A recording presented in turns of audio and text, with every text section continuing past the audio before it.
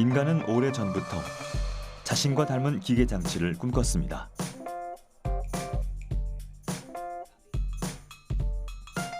그리고 기술의 진보로 인해 인간이 상상하는 모든 것은 현실이 되고 있죠. 로봇은 인간을 노동으로부터 해방시켰고 우리 삶으로 들어와 생활혁명을 일으켰습니다. 이른바 로봇의 시대가 시작된 겁니다. 일본의 한 연구소는 2020년엔 1가구 1로봇 시대가 열릴 것으로 예측했죠. 마치 스마트폰처럼 말입니다. 로봇이 이렇게 우리 주변에 녹아들어왔을 때, 혹은 로봇 기술이 녹아들어왔을 때 우리는 사실은 로봇 주위에 쌓여 있으면서도 로봇하고 일지 못하는 자연스러운 생활이 될 거라고 생각해요. 어쩌면은 앞으로는 로봇을 가르치는 새로운 직업이 등장할 것 같습니다. 로봇 가르치는 게 새로운 직업입니다. 4차 산업혁명 시대에 들어서며 등장한 지능형 로봇은 이전과 비교할 수 없을 정도의 진보를 거듭하고 있습니다. 무한한 가능성을 보여주는 로봇 기술은 우리 삶에 어떤 변화의 물결을 가져올까요?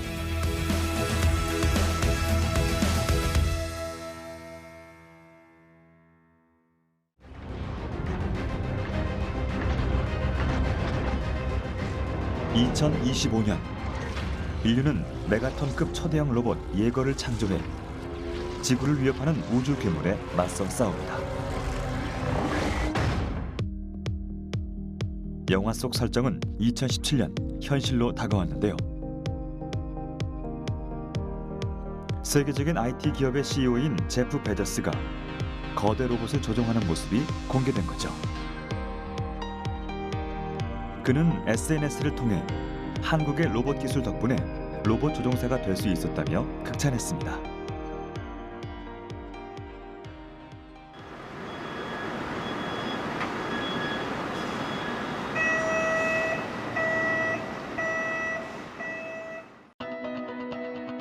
제프 베조스의 극찬을 받았던 메소드는 놀랍게도 한국 연구진의 작품입니다.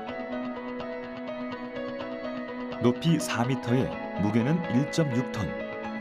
조종사가 탑승해 자유자재로 팔과 다리를 움직일 수 있죠. 이 거대 로봇은 어떻게 탄생했을까요?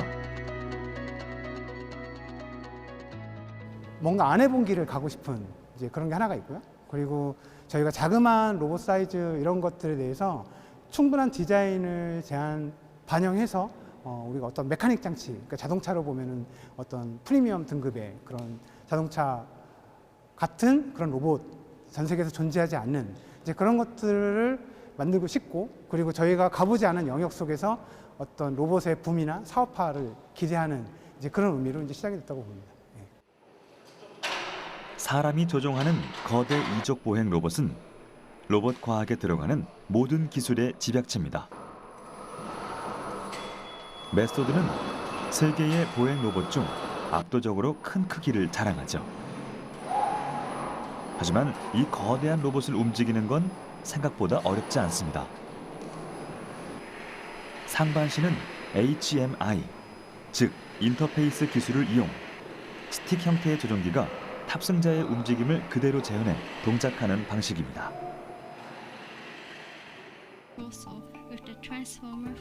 사람이 탈 수 있는 거대 로봇은 메소드가 처음은 아닙니다.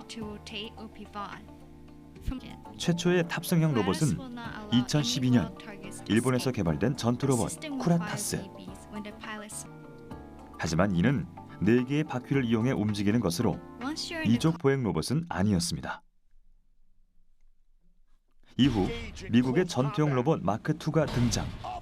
쿠라타스에게 결투를 신청하기도 했죠. 이는 최초의 거대 로봇 결투로 큰 화제를 모았습니다. 하지만 마크2 역시 메소드처럼 2다리로 걷지를 못했죠.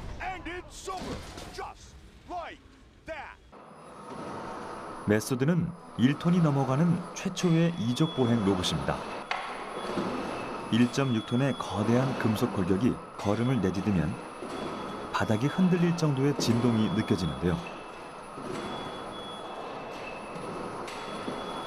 무거운 상체를 두 다리로 지탱하며 걸을 때마다 한 다리로 균형을 잡는 것은 가장 구현하기 힘든 로봇 기술 중 하나죠.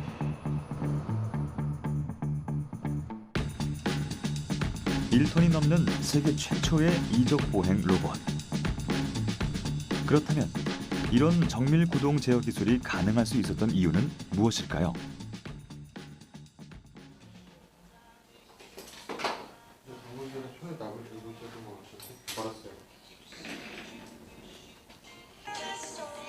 메소드의 핵심 부품은 모두 이곳에서 직접 만들어집니다.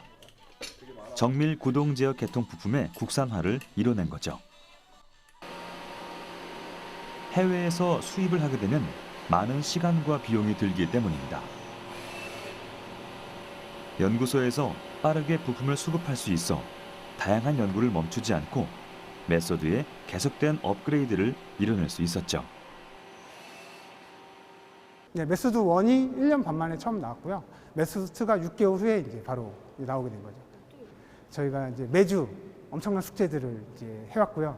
그 자료들이 노하우들이 많이 쌓여 있는데 이제 초창기에 이제 좀 많이 힘들었고 이제 개념을 잡고 나서는 그 다음부터는 수월하게 그 다음부터도 어려움이 있었는데 이제 그때 각 분야의 전문가들이 참여하게 되면서 이제 속도가 급격하게 이제 빨라지게 된 거죠. 메소드는 향후 건설 현장에 투입되거나 구명이나 수색, 원전 사고 지역 등 각종 재난 현장의 투입을 목표로 하고 있습니다. 메소드를 이제 지켜보시는 많은 분들이 이제 같이 저도 같이 이제 꿈을 이렇게 꿔갔으면 좋겠는데요. 일단은 저희가 이제 세상에 던졌고요. 이거를 보면서 많은 사람들이 이게 구현이 되니까 더 많은 상상을 할 수 있잖아요. 그러니까 그런 붐을 일으키는 걸 1차적으로 저희는 원했고요. 그러니까 제 생각에는. 그리고 두 번째는 거대한 시스템이 사람하고 똑같이 정밀하게 움직인다라고 하면 우리가 인간의 기능이 한계가 되어 있어서 못하는 많은 것들을 로봇을 투여해서 할 수는 있는데 로봇이 스스로 움직이는 것보다 인간의 정밀한 조작 능력, 인간의 능력을 반을 활용하고 로봇의 기능, 힘을 저희가 대신 쓰게 되는 거죠. 사람이 나이를 먹고 기능이 숙성되듯이 메소드도 기능을 점점 갖게 되고 다양한 곳으로 자기 활동 반경을 넓히게 되죠. 일단은 극한으로 갔기 때문에 저희는 이제 메소드뿐만이 아니라 다른 로봇들도 모두 극한으로 가는 그런 시험 장치를 구성을 할 거고요. 그런 것들이 나중에 합쳐졌을 때 새로운 뭔가가 세상에 던져지게 될 거라고 기대하고 있습니다. 시장 조사기관 IDC에 따르면 전 세계 로봇 시장의 규모는 2015년부터 연평균 17% 성장해 2019년엔 1,354억 달러에 이를 것이라 예측됩니다. 또한 혁신을 주도하는 6대 기술로 로보틱스가 꼽히기도 했죠. 4차 산업혁명을 이끌고 있는 전 세계 로봇 시장. 그렇다면 로봇 기술은 어떻게 이런 눈부신 발전을 이룰 수 있었을까요? 로봇 기술은 기본적으로 한 50년 정도 된 기술이고요. 그 사이에 꾸준히 발전했습니다. 그래서 뭐 어떤 순간에 갑자기 혁신적으로 발전했다기보다도 최근 들어서 이제 로봇의 사용 범위가 넓어지고 늘어나면서 로봇이 다양해지고 더욱더 목적에 맞게 정교해지는 추세가 있습니다. 4차 산업혁명 자체가 가상의 디지털 세계하고 현실의 물리적인 세계가 만나는 건데 전통적인 인공지능 기술은 디지털 세계에서 그동안 발전해 왔었는데 반면에 하드웨어 중심의 로봇은 기계공학적인 제조업 공장 로봇에 주로 쓰였잖아요. 그래서 인공지능 로봇이 되면서 인공지능하고 로봇 제조 기반의 물리적인 시스템하고 두 개가 결합돼서 새로운 산업으로 엄청난 파괴력을 가지는 새로운 산업이 될 걸로 생각됩니다. 로봇은 인간의 상상력이 기술과 만나 만들어낸 가장 이상적인 피조물입니다. 인간은 수천 년 동안 상상의 존재를 현실로 구현하기 위해 노력해왔죠. 그럼 로봇의 개념은 어떻게 탄생했을까요? 신화 속 상상의 존재들처럼 로봇의 역사도 인간의 상상력으로부터 출발했습니다.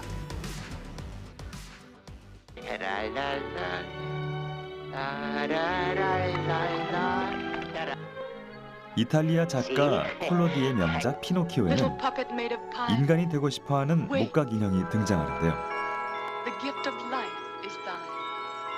이는 인간의 상상력이 만들어낸 휴머노이드 로봇으로 볼 수 있죠. 고전의 영화들을 봐도 로봇을 향한 인간의 욕망은 끝없이 표현돼 왔습니다. 로봇이란 용어가 처음 등장한 것은 한 극작가에 의해서였죠. 로봇의 어원은 체코어인 로보타에서 나왔다고 알려져 있는데요. 이는 일하다 또는 노동을 의미하는 단어죠. 1921년 체코의 극작가 카렐 차페크가 자신의 희곡에서 처음 사용하며 대중에게 널리 퍼졌습니다. 로봇의 개념과 용어는 인간의 상상력을 통해 시작됐고, 이는 과학기술의 발전으로 현실로 구현됐습니다. 개발 초창기의 로봇은 주로 방위 산업에 응용됐습니다. 무선 원격 조종으로 자유자재로 움직일 수 있는 형태의 로봇이 제작됐죠. 그 후에는 두 가지의 로봇으로 크게 분류됐습니다. 인간의 노동력을 대체할 수 있는 산업용 로봇과 주변의 환경을 스스로 인식한 후 자신이 행동을 조정하고 의사결정을 할 수 있는 지능형 로봇이죠. 기존 산업용 로봇과 달리 지능형 로봇은 환경에 따른 능동적인 실행으로 상황에 맞는 서비스를 제공할 수 있습니다. 첨단 기술의 결합체로 이를 통한 생활혁명을 이루고 있죠. 인류 요리사의 레시피를 기억해 전 세계 100가지의 음식을 상황에 맞게 뚝딱 해내기도 합니다. 요즘 컴퓨터를 그런 목적으로 쓰는 사람은 거의 없죠. 통신 수단이라든가 아니면 이런 엔터테인먼트 용도로 많이 쓰이고 있는데 그런 컴퓨터가 우리 주변에는 우리도 모르는 사이에 웬만한 집에는 40-50개의 컴퓨터가 있을 겁니다. 여러분들 쓰는 스마트폰도 그런 기능을 하고 있고, 여러분들 쓰는 리모컨, 이미 TV, 냉장고도 이미 다 마이크롬이 들어가서 컴퓨터가 돼 있듯이 앞으로도 이 로봇 기능들도 지금의 컴퓨터와 마찬가지로 여러 곳에 기능이 녹아 들어가서 우리한테 자연스럽게 흡수될 거라고 봅니다. 은은한 조명이 비추는 분위기 좋은 바.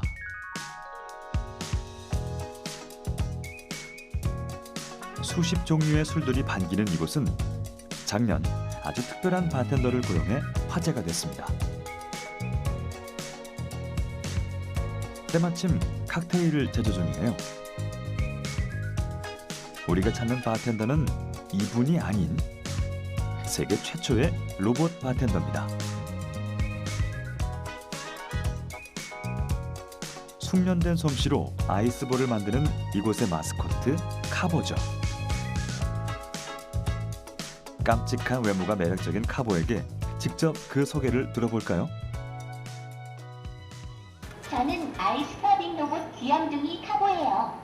여러분들께서 위스키를 시원하게 즐길 수 있도록 아이스볼을 만들어 드릴게요. 칵테일이나 위스키를 언더락으로 마실 때 숙련된 바텐더들은 얼음을 둥글게 깎아 잔에 넣어주는데요. 각진 얼음은 구체 모양의 얼음보다 빠르게 녹기 때문에 음료가 금방 희석되기 때문이죠. 하지만 차가운 얼음을 손에 들고 아이스볼을 만드는 일은 쉽지 않은 작업이었습니다. 이를 로봇이 해결해 준 거죠. 이렇게 로봇과 인간의 협력으로 위스키의 풍미가 오랫동안 살아있는 언더락이 완성됐습니다. 저희들이 이제 계속적으로 할 수 없는 아이스 카빙을 해주는 거기 때문에 바텐더들이 일을 하면서 좀 생길 수 있는 뭐 동상이라던가 그런 부분을 상당히 이제 지켜주는 든든한 지킴 같은 친구고, 이 카보가 했을 때의 경우는 최대 40-50개까지는 큰 문제 없이 연결적으로 쭉 할 수 있기 때문에 이 훨씬 많은 도움을 주고 있습니다. 세계 로봇 시장은 산업용 로봇이 견인하고 있다고 해도 과언이 아닙니다. 2011년부터 60% 이상이 산업용 로봇으로 구성돼 있고 그로 인한 수요가 일어나고 있죠. 그러다 보니 사람과 로봇이 한 공간에서 작업을 수행할 수 있는 협동 로봇에 관심이 쏠리게 됐습니다. 무엇보다 협동 로봇은 인간의 일자리를 대체하는 것이 아니라 인간과 협업을 할 수 있다는 측면에서 긍정적인 평가를 받고 있죠. 이 개념에서 탄생한 것이 앤디 프로젝트입니다. 로봇이 인간의 행동을 예측해 협업 작업을 가능하도록 하는 것입니다. 이 앤디 슈트는 착용자의 동작 데이터를 수집, 로봇과 공유할 수 있게 해주고 착용자의 안전을 로봇이 지켜줍니다. 이는 인간과 로봇이 공존하는 한 방법이 될 수도 있죠. 로봇과 사람이 협업을 할 수 있다. 그 다음에 더 나아가서는 로봇과 로봇이 협업을 할 수 있다. 이런 것은 또 하나의 새로운 제조업의 혁신을 가져올 수가 있는 것입니다. 그래서 이런 부분이 3차 산업혁명에서의 로봇의 역할과는 상당히 대조가 되는 부분이다. 이렇게 말씀을 드릴 수가 있습니다.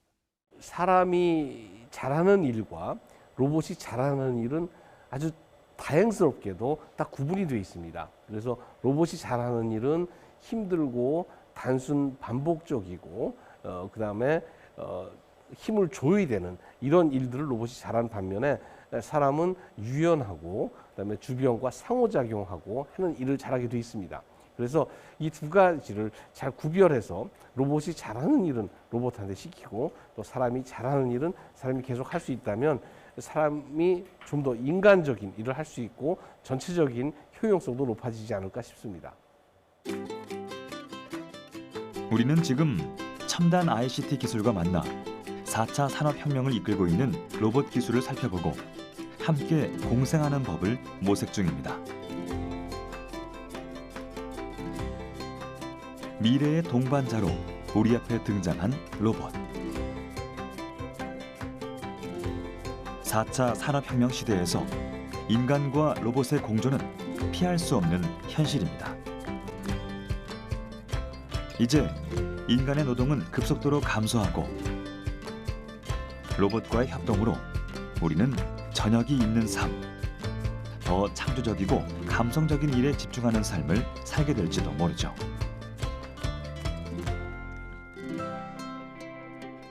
확실한 것은 빠르게 변화하는 4차 산업혁명의 물결 속에서 로봇은 다양한 분야에 걸쳐 우리의 미래를 바꿔놓을 것이라는 점입니다. 산업혁명에서 IT 혁명으로 그리고 이제 로봇 혁명이 우리를 기다리고 있습니다. 그럼 대한민국의 로봇 기술은 어느 수준에 와 있을까요? 총 11종류, 85대의 국산 로봇이 활약한 2018 평창 동계올림픽. 그 중심에는 로봇들의 총감독 오준호 교수가 있었습니다. 한국은 IT가 강한 나라, 로봇이 강한 나라, 인터넷이 빠른 나라 이런 이미지가 있는데 거기 로봇이 있으니까 그걸 너무 자연스럽게 받아들이고 한국의 기술다운 모습을 보여주고 그래서 그분들도 아주 굉장히 즐겁게 로봇을 취재하고 소개하는 모습을 봤을 때 보람을 느꼈습니다. 우리나라 로봇 기술의 현 주소를 살펴볼 수 있는 휴머노이드 로봇 연구센터. 2004년 오준호 교수는 이곳에서 사람처럼 걷는 로봇을 세계에서 두 번째로 탄생시키며 한국이 로봇 후진국이라는 국제적 편견을 깼습니다. 이렇게 탄생한 휴고는 지금까지도 우리나라를 대표하는 효자 로봇으로 불리죠. 하지만 그 탄생사는 멀고도 험난했습니다.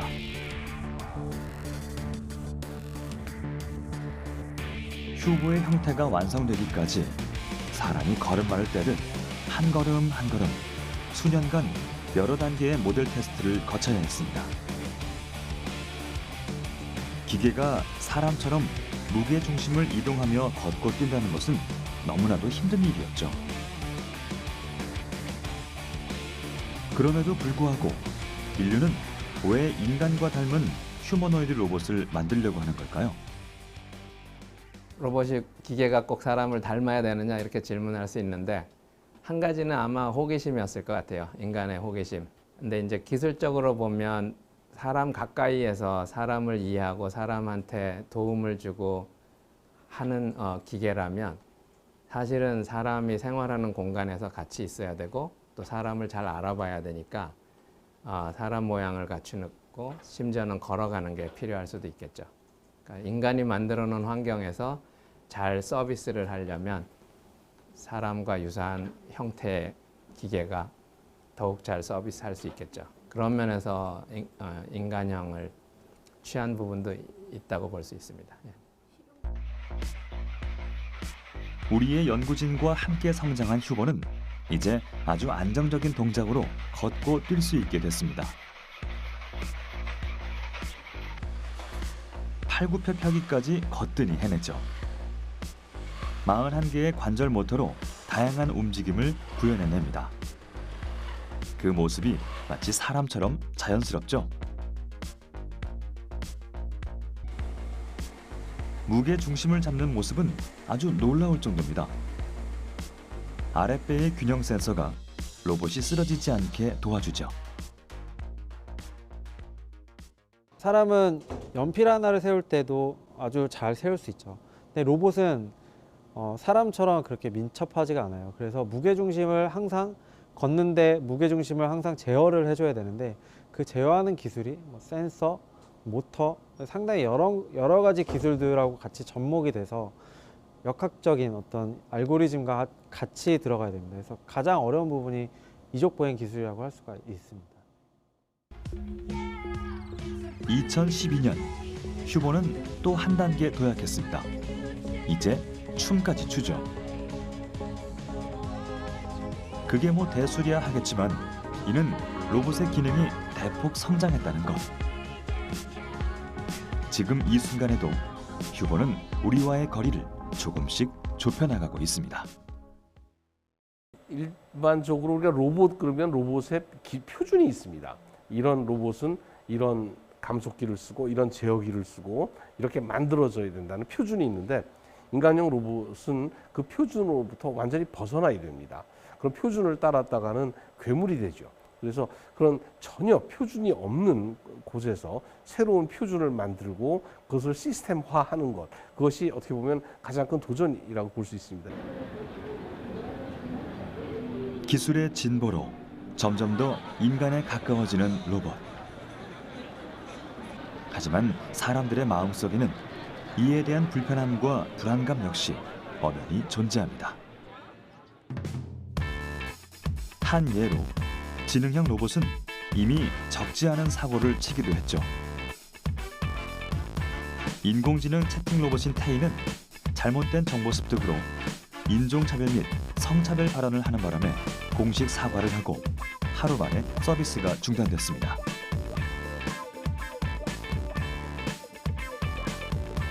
당장 로봇이 인간의 일자리를 잠식하고 대체할 것이라는 우려가 나오기도 했죠. 이른바 인간과 로봇의 일자리 전쟁입니다. 미국의 SF 거장 아이작 아시모프는 인간에게 대항하는 로봇을 염려했습니다. 그는 1950년에 발간한 아이로봇을 통해 로봇의 행동을 규제하는 3가지 원칙을 제시하기도 했죠.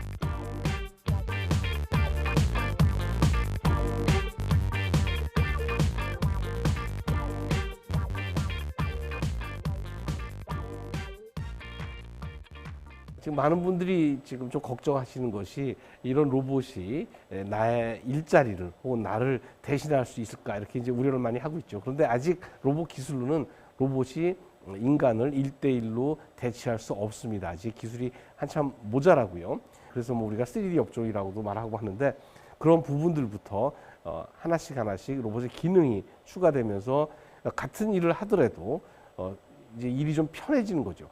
같은 일의 직종이 없어진다기보다는 그분들의 일이 좀 더 세련되고 좀 그분들한테 일이 용이해지는 그런 방향으로 갈 거라고 기대합니다. 로봇을 어떻게 활용하느냐는 오롯이 인간의 몫으로 남습니다. 후쿠시마 원전 사고 이후 과학자들은 인간을 구하는 로봇을 만들기 위해 사력을 다했죠. 사람이 투입되기 힘든 위험한 재난 현장에서 로봇은 인간을 대신해 고도의 작업을 수행하고 소중한 생명을 구할 수 있습니다. 이 로봇은 우리나라의 이족 보행 로봇인 휴보를 대량한 재난 구조 로봇 DRC 휴보입니다. 세계 최고 재난 로봇이란 타이틀을 가지고 있죠. 이 로봇은 DRC 휴보라는 로봇으로 2015년에 저희가 휴보2 이후로 개발된 로봇입니다. 이 로봇은 재난 환경에서 구조 활동이나 여러 가지 그 재난 환경에 대응하기 위해서 만들어진 로봇으로 저희가 2015년에 있었던 미국 국방부에서 개최한 달파 로보틱스 챌린지에 나가기 위해서 만들어진 로봇입니다. 후쿠시마 원전 사고를 계기로 열린 세계 재난 구조 로봇 대회 DRC. 로봇은 가상의 원전 현장에 들어가 총 8개의 미션을 해결하고 냉각수의 밸브를 잠그고 나와야 합니다. 이는 로봇을 재난 현장에서 제대로 사용하고 많은 인명을 구하자는 취지로 매년 열리고 있죠. 로봇들은 자동차를 운전하고 냉각수의 밸브를 잠그는 등 여러 난제를 해결하며 활약하는데요. DRC 휴보는 모든 미션을 44분 28초 만에 완수, 당당히 최종 우승을 차지했죠. 아슬아슬 쌓인 장애물을 조심히 통과하는 DRC 휴보. 이렇게 움직일 수 있는 비결은 무엇일까요? 일단 카메라를 스캔을 통해서 3D 데이터를 얻고 그래서 그 지면의 경사를 추출해내고 그걸 통해서 발을 어디에 디딜지, 어디에 디디면 안정한지를 계산을 해내게 됩니다. 위험천만한 재난 현장에 들어가 인간을 돕기 위해 보행과 조작성 및 시각 인식에서 높은 성능을 자랑하는 재난 구조 로봇. DRC 휴보의 재난 구조 실력은 이미 증명됐지만 연구진들은 휴보의 기술을 보완하기 위해 노력을 아끼지 않습니다. 재해나 사고 현장은 예측할 수 없는 형태로 발생할 뿐더러 로봇 스스로 상황을 인지하고 판단해 자율적으로 작업을 하기란 매우 어렵기 때문이죠. 운전대를 조종하는 것보다 차에서 내리는 동작에 더 오랜 시간을 소요하는 DRC 휴보.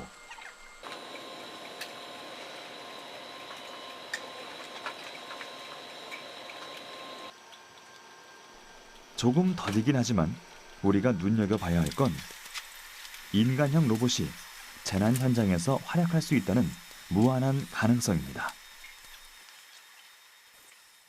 앞으로는 기존 DRC 휴보에서는 좀 어려웠던 좀 빠른 움직임과 큰 힘, 더 큰 힘을 내기 위해서 저희는 좀 더 새로운 액추에이터를 개발하고 있고 그걸 통해서 새로운 로봇을 개발할 예정입니다. 그리고 이곳에서 개발 중인 또 다른 로봇. 익숙하면서도 독특한 생김새가 시선을 잡아끄는데요. 어떤 용도의 로봇일까요? 네, 이 로봇은 기존의 휴보들과 다르게 좀 사람이 탑승해가지고 직접 조종을 할 수 있는 로봇입니다. 이 로봇은 작년에 개발이 되어가지고 작년에 저희 평창올림픽의 성화봉송에도 참여한 로봇이고 여러 가지 지금 연구에도 활용이 되고 있습니다. 작년 12월 평창 동계올림픽을 위해 성화봉송에 투입된 탑승형 로봇 FX2. 미래 과학 꿈나무를 태우고 성화를 전달해 미래 로봇의 새로운 지평을 열었죠. FX2의 기술을 가까이에서 살펴볼까요? 키 2.5m에 몸무게는 280kg. 최대 70kg의 성인이 탈 수 있도록 개발됐습니다. FX2는 인간의 팔 동작을 그대로 재현하는 놀라운 기술을 가졌는데요. 마치 사람처럼 자연스럽게 가방을 잡아드는 로봇.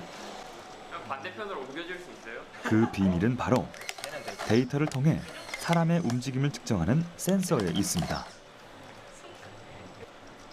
탑승자의 팔과 손동작 그대로 정밀한 구현이 가능하다는 장점을 가지고 있죠.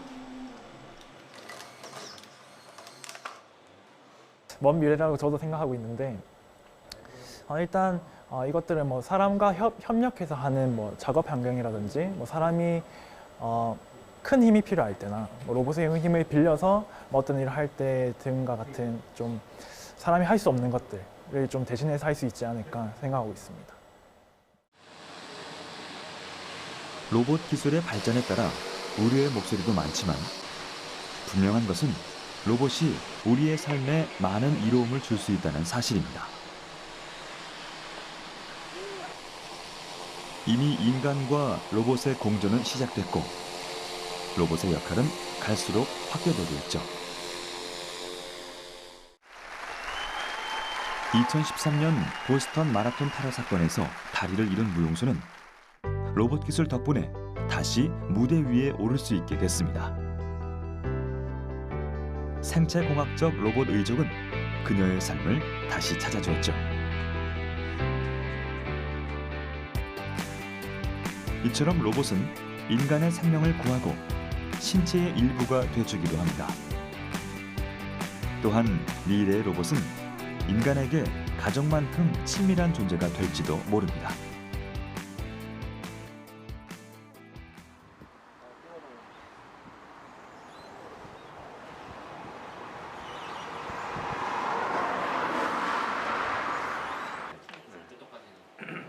이곳에서 연구 중인 로봇은 가까운 미래에 우리와 함께할 홈 로봇입니다. 인공지능이 탑재된 이 가정용 로봇은 사람들과 지내며 일상을 돕도록 프로그래밍 돼 있죠. 아직은 걸음마 단계지만 연구팀은 로봇의 두뇌에 해당하는 컴퓨터에 다양한 상황을 학습시키고 있습니다. 직원들의 옆에서 명령을 기다리는 귀엽고 친근한 이 로봇이 인공지능 홈 로봇 오페어입니다. 오페어는 작년 세계 로봇컵 대회의 가정용 로봇 부문에서 우승해 국내는 물론 세계를 깜짝 놀라게 했는데요. 일상 환경에서 이루어지는 음식 주문과 심부름, 사람 찾기, 투어 가이드 등 서비스 임무를 다루는 전 과제에서 최고점을 받았죠. 121cm의 아담한 키에 바퀴로 이동하는 오페어는 센서가 장착된 인공지능 로봇입니다. 장기는 주인과 대화하기, 음료 주문 받기, 아침잠 깨우기 등이 있죠. I'm here. Found target. Excuse me. Hi. Please tell me your name after the beep. My name is James. Your name is James? Am I correct? Please say yes or no. Yes, I am. Okay. Please tell me your order after the beep.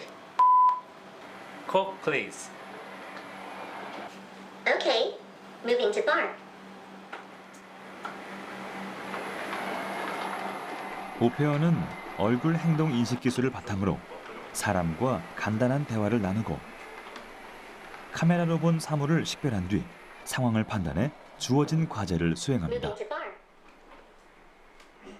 I found 사물 인식의 경우 green tea, Coke. 기존에 가진 수백만 장의 이미지 데이터를 이용해 새로운 사물들을 학습할 수 있죠.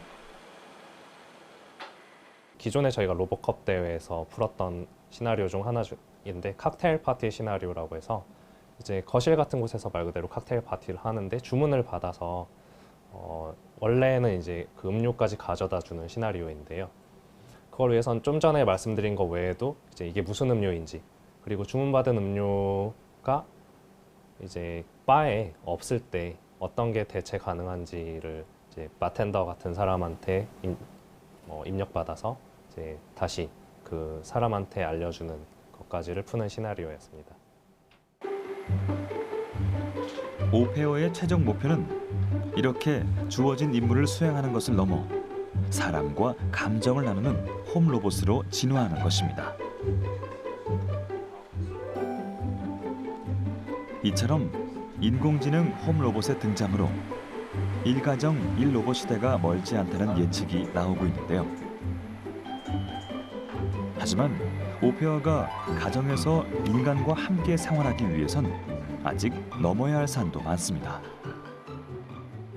오페어가 우선 그 사람처럼 사람이랑 자유롭게 대화하기 위해서 이제 대화 이해 능력이 필요한데 문맥을 이해하고 이게 아직까지는 많이 부족하고요. 이 부분은 사실 그 인공지능 모든 연구자들의 공통된 목표라고 생각합니다.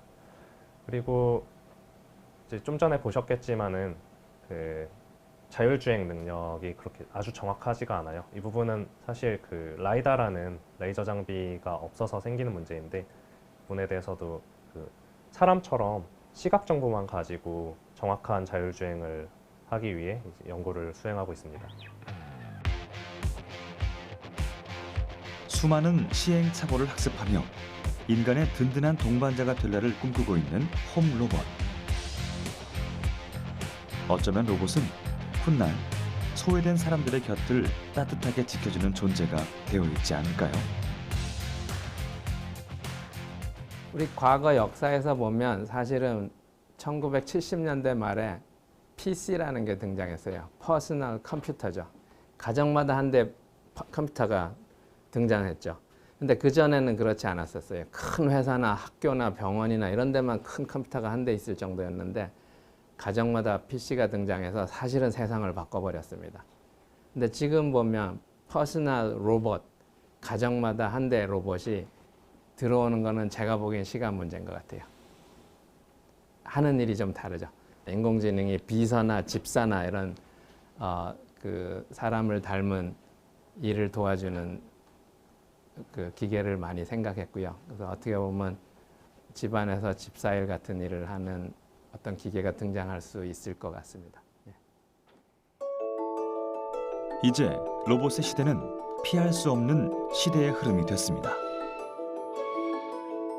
공장을 박차고 나온 로봇은 사회성을 가지고 인간의 곁을 지키게 될 겁니다. 그렇다면 로봇을 미래의 동반자로 받아들이기 위해 우리는 어떤 준비를 해야 할까요? 지능을 가진 로봇이 윤리적 민감성을 갖추지 못한다면 인간에게 미치는 해는 예측조차 힘들겠죠. 전문가들은 인공지능의 윤리에 대해 기업과 정부가 함께 고민하는 자세가 중요하다고 입을 모읍니다. 인공지능 로봇의 탄생은 2중, 3중, 제도적으로 촘촘한 보완이 이루어져야 할 것입니다. 인공지능의 이제 법적, 윤리적, 사회적 문제는 현실적인 문제로 이제 다가온 것 같습니다. 자율주행차를 보면 벌써 사고가 나면 책임을 누구한테 물을 거냐, 개발자한테 물을 거냐, 소유주한테 물을 거냐, 아니면 보험회사가 책임을 질 거냐 이런 문제가 생기죠. 마찬가지로 로봇도 일반 환경에서 그런 우려가 있고요. 그다음에 특히 인공지능이 많이 들어간 기계의 경우에는 이게 악용이 되면 윤리적으로 악용될 경우 큰 문제가 발생할 수 있고 심지어는 국방이나 의료나 이런 분야에서 큰 사고를 낼 수도 있기 때문에 앞으로는 그런 부분을 다 사실은 제도적인 장치를 마련해야 될 것 같습니다. 19세기 방직기의 도입으로 사람들이 일자리를 잃으며 생겨난 러다이트 운동. 점점 사람과 닮아가고 인류를 뛰어넘는 로봇을 보며 사람들은 다시금 새로운 형태의 러다이트 운동이 일 것은 아니냐는 우려를 보입니다. 하지만 과학자들은 재난 현장에서 인명을 구하고 극한 작업을 대신하는 로봇이 방직기의 등장과는 다른 미래를 가져올 거라 예상하는데요. 인간을 고된 노동으로부터 해방시키고 산업 현장에서 사람들과 협업하며 생산성을 높인 로봇.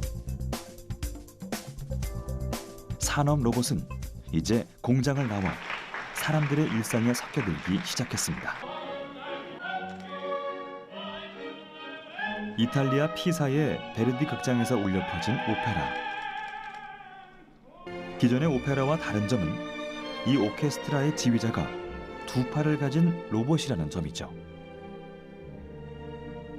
인간과 로봇이 나란히 선 이 모습은 우리가 나아가야 할 로봇 공생의 미래이기도 합니다.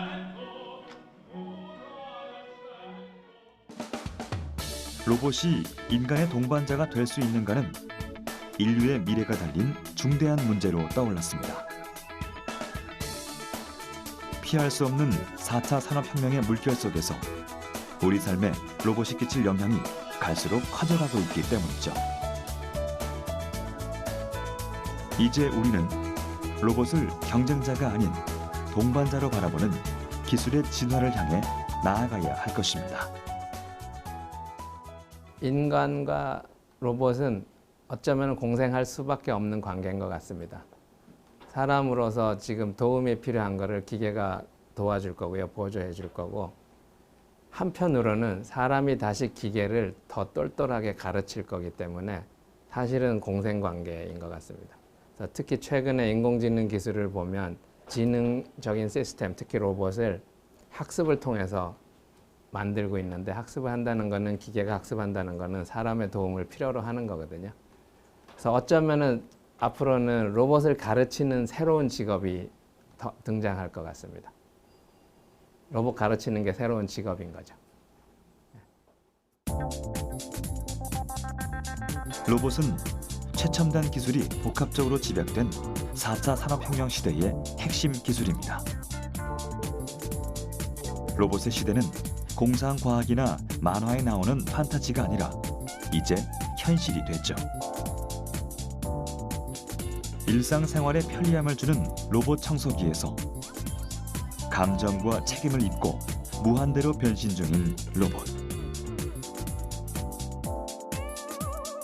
로봇이 가져올 세상의 변화는 이제야 시작됐습니다.